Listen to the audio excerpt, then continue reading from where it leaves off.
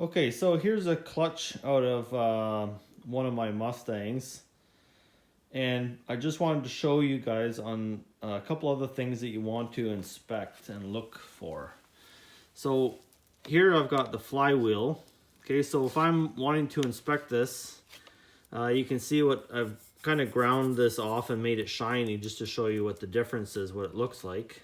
Okay, is on a used clutch, you'll see in here, you'll get a bit of a groove right around in this area, and that's from, here's the friction disc sitting right there exactly in the center. So see how that sits exactly right there. So as this friction disc wears into the flywheel from turning, okay, it'll wear in to this area.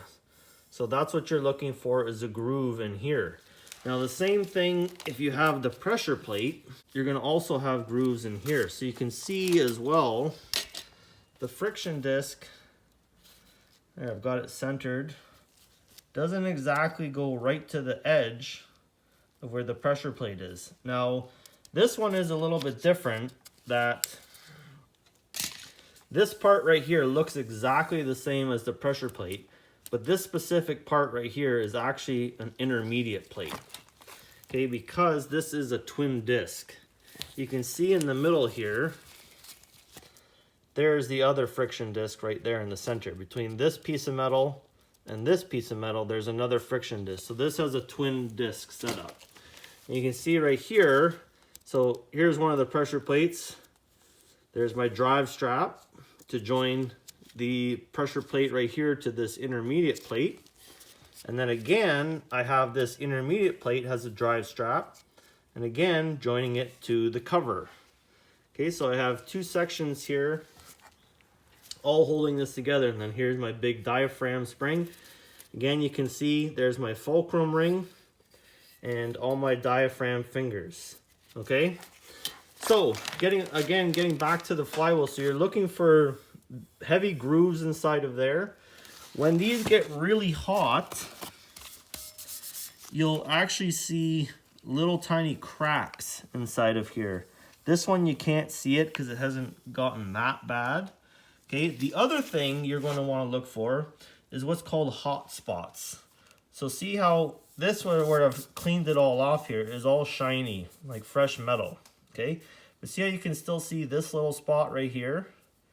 There's discolored right there. And trying to turn this on an angle. See this hazy area right here my finger is? That's from a hot spot. So the metal has actually changed in that spot right there because it's gotten so hot. Now this one right here, it actually looks like a bluish kind of color. And it has a different coefficient of friction than the rest of the material on here. So really, if I was to put this flywheel back in the car, it's actually not that warm, but I would want to give this a good machine. Next thing you want to look for is the ring gear. Okay, so we've got the ring gear over here, which is used for the starter to engage into, to then obviously turn the engine over.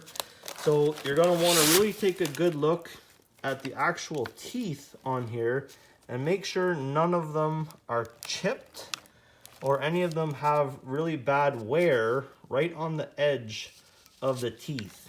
Okay, if they do, on most medium duty flywheels, you can actually change the ring gear. Most medium and pretty much all heavy duty flywheels, you can change the ring gear.